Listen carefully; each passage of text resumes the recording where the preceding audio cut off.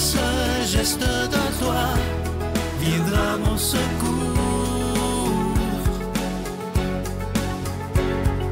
Viens semer dans mon âme le grain de l'amour. Je traverse un désert et je meurs de soif. Montre-moi le mystère qui garde la foi. Bonjour, bienvenue à votre émission La Victoire de l'amour. Bonne fête de la Saint-Jean-Baptiste à chacun de vous. On rejoint tout de suite pour sa chronique le docteur Valérie Julie Brousseau et à l'homélie, ce sera Luc Faneuf.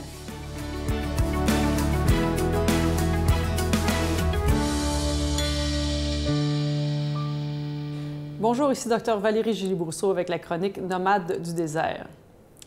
En tant que chrétiens, dans notre histoire chrétienne, nous avons été gardiens de plusieurs choses au travers les siècles. La question est, avons-nous été gardiens, gardiennes des bonnes choses? Il fut un temps, peut-être dans l'ère médiévale, où les chrétiens étaient gardiens de l'enfer. Alors, il nous faisait plaisir d'envoyer en enfer tous ceux que ça ne faisait pas notre affaire. On a aussi été longtemps gardiens du ciel, c'est-à-dire qu'on gardait la porte du ciel, on avait le droit de dire qui y avait accès ou pas et pour quelles raisons, dans quelles circonstances. On était aussi longtemps gardiens, par exemple, des sacrements, où ce que les sacrements sont vraiment seulement accessibles dans l'Église, donc la présence de Dieu n'est que dans une Église ou dans notre foi à nous. On a ensuite été gardien, par exemple, de la morale, où ce qu'il fallait avoir un comportement exemplaire, où ce qu'il fallait garder une démarche intellectuelle, même souvent très fixe par rapport à une certaine théologie ou une certaine approche de la morale et de l'éthique. Quel type de gardien sommes-nous et de quoi sommes-nous gardiens comme chrétiens? Surtout si nous voulons pouvoir continuer à parler au monde d'aujourd'hui. Parce que clairement, tous les items que j'ai élistés jusqu'à date, il n'y a rien là-dedans sur lequel on a vraiment de crédibilité présentement. Ce n'est pas une question juste de crédibilité, c'est aussi une question de vérité, puis une question aussi de la vérité d'être chrétien vraiment. Et si on veut donner une réponse à ça, de quoi devons-nous d'abord et avant tout être gardiens aujourd'hui? C'est de la miséricorde. Il n'y a nulle part ailleurs où la miséricorde devrait avoir autant de place que dans la vie chrétienne, que dans nos églises, que dans nos religions chrétiennes. Et c'est un lieu privilégié que nous avons à offrir à tous, sans exception, peu importe leur origine, leur foi, leur croyance, leur église, que cette miséricorde. Cette miséricorde, on a voulu la mettre dans nos lois, on a voulu la mettre dans nos sociétés, dans nos règles de vie, dans nos règles d'entreprise. Et chaque jour, la miséricorde est mise à dure épreuve. Elle peut être même mise à dure épreuve nulle part ailleurs, plus que chez nous, en nous-mêmes, en tant que chrétiens. C'est bien facile de dire qu'on est superbe dans notre morale, qu'on est superbe dans nos sacrements, dans notre respect de l'Église et de ses règles. Mais c'est autre chose que d'avoir une miséricorde envers soi, que d'avoir la miséricorde envers notre prochain, notre frère, le plus faible. Une miséricorde même, je dirais, qui pourrait s'étendre jusqu'à celle qu'on pourrait éprouver lorsqu'on voit des drames à la télévision. L'auteur d'un drame, facile de le condamner. Y a-t-il en nous une place comme chrétiens pour une miséricorde profonde? Pouvons-nous vraiment être gardiens de cette miséricorde dont le monde a tant besoin?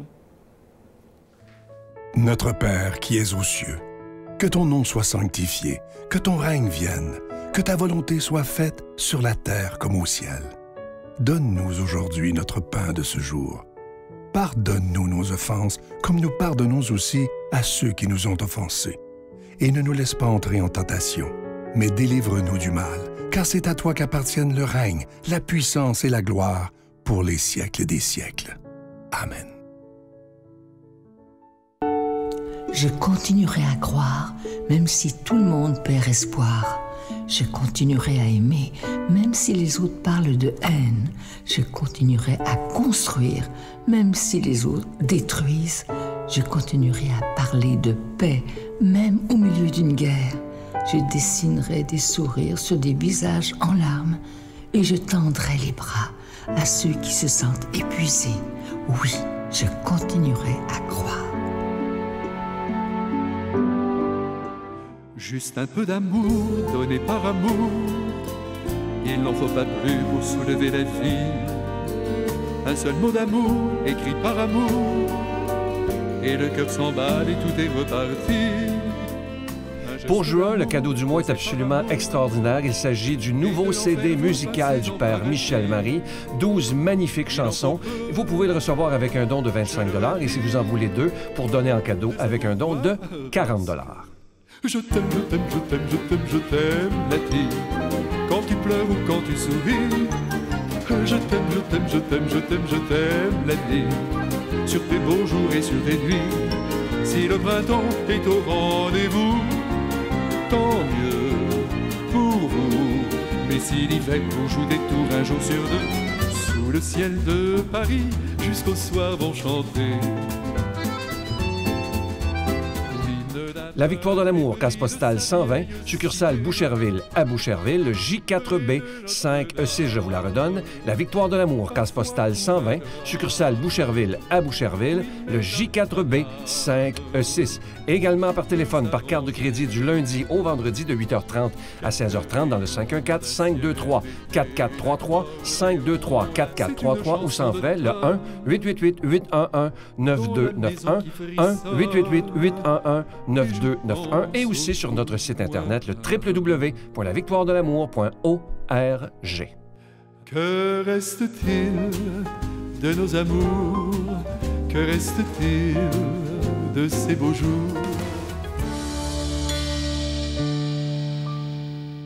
Mon Dieu, donnez-moi la sérénité d'accepter les choses que je ne peux changer, le courage de changer les choses que je peux et la sagesse d'en connaître la différence. Amen.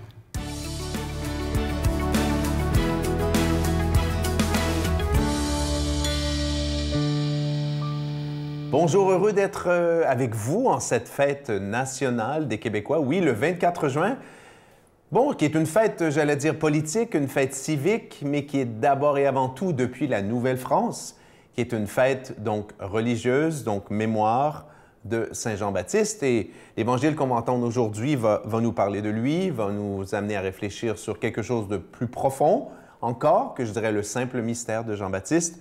Donc, voilà, demandons à l'Esprit Saint qui a inspiré cette parole et qui a vraiment possédé Jean-Baptiste de venir habiter nos cœurs. Et j'allais dire, pourquoi pas, l'âme du Québec aussi. Quand arriva le moment où Élisabeth devait enfanter, elle mit au monde un fils. Ses voisins et sa famille apprirent que le Seigneur lui avait prodigué sa miséricorde et ils se réjouissaient avec elle. Le 8e jour, ils vinrent pour la circoncision de l'enfant. Ils voulaient le nommer Zacharie, comme son père, mais sa mère déclara « Non, non, il s'appellera Jean ». On lui répondit « Mais personne dans ta famille ne porte ce nom-là ». On demandait par signe au père comment il voulait l'appeler. Il se fit donner une tablette sur laquelle il écrivit « Son nom est Jean ». Et tout le monde en fut étonné. À l'instant même, sa bouche s'ouvrit, sa langue se délia, il parlait et il bénissait Dieu. La crainte saisit alors les gens du voisinage, et dans toute la montagne de Judée, on racontait tous ces événements. Tous ceux qui les apprenaient en étaient frappés et disaient « Mais que sera donc cet enfant? » En effet, la main du Seigneur était avec lui. L'enfant grandit et son esprit se fortifiait. Il alla vivre au désert jusqu'au jour où il devait être manifesté à Israël. Acclamons cette parole de Dieu. Louange à toi, Seigneur Jésus. Avant de parler de la Saint-Jean-Baptiste, j'allais dire dans le nouveau contexte post-chrétien actuel, après le christianisme d'État, restons-en au texte. Et puis voilà, j'allais dire, émerveillons-nous avec Élisabeth qui avait attendu avec Zacharie, n'est-ce pas, cet enfant longtemps. J'allais dire, réjouissons-nous pour toutes ces nouvelles naissances au Québec, nous rappelant que, j'allais dire d'un strict point de vue biologique, une naissance, c'est un miracle. Hein? Ceux et celles qui ont étudié la biologie savent comment c'est d'une infinie complexité, la création, l'apparition, j'allais dire, moléculaire d'un nouvel être humain.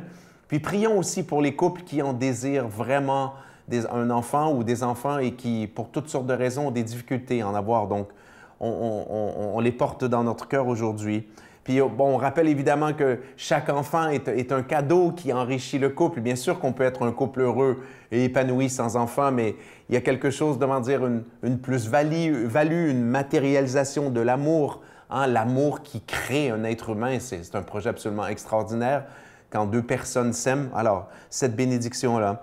Donc, d'un point de vue, je dirais, un petit peu plus religieux, autant concernant ce qu'a vécu Élisabeth, ce qu'ont vécu Élisabeth et Zacharie, rien n'est impossible à Dieu. Rien n'est impossible à Dieu à l'époque comme aujourd'hui. J'allais dire, oui, si vous avez des difficultés à enfanter, oui, certainement, allez chercher du soutien médical, mais ne pas oublier aussi que les miracles, hier comme aujourd'hui, sont possibles. Maintenant, peut-être l'aspect le plus intéressant. Il était de coutume, comme c'est encore le cas, c'était encore le cas au Québec, puis dans plusieurs cultures que je connais, de nommer le premier-né d'après le nom du papa. Et vous savez quoi? Faire autrement j'allais dire, ça se faisait pas. C'était carrément une insulte pour la lignée paternelle, pour la lignée familiale. Or, non, cet enfant, selon la volonté de Dieu, sera appelé Yohanan. Yohanan, donc Jean. Et là, ça nous dit, ben oui, c'est quoi ce petit caprice de Dieu? Mais au-delà du fait que Dieu ait choisi de l'appeler Josué ou qu'importe, ce qu'il faut retenir là, c'est que oui, comme couple, quand nous accueillons un enfant, nous avons un projet sur lui. Mais il y a un mystère dans chaque être humain. Et Dieu, lorsqu'il crée un être humain, lorsqu'il vous a créé, lorsqu'il m'a créé, tout le monde, quand Dieu nous a créés, il avait un plan sur nous. Il avait une mission sur nous.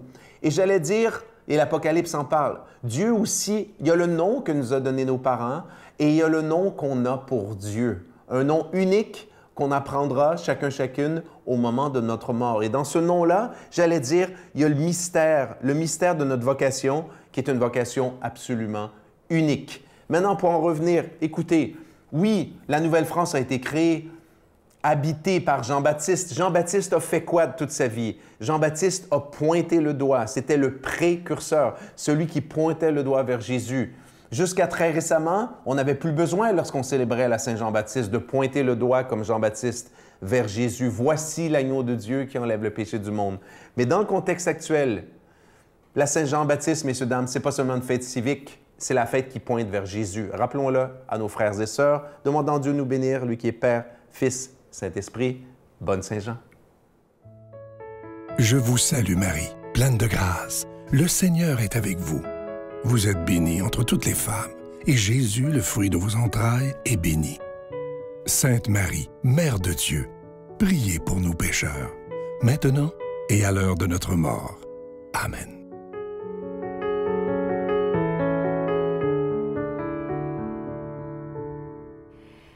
Trois petits conseils en rafale pour aujourd'hui. Personne n'est responsable de ton bonheur sauf toi. Hein? Nous sommes tous responsables de notre bonheur. Profitons-en. Souris, tu n'as pas tous les problèmes sur tes épaules. Hein? Sourions, lâchons prise peut-être aujourd'hui. Et dernier petit conseil, arrête-toi de penser un instant.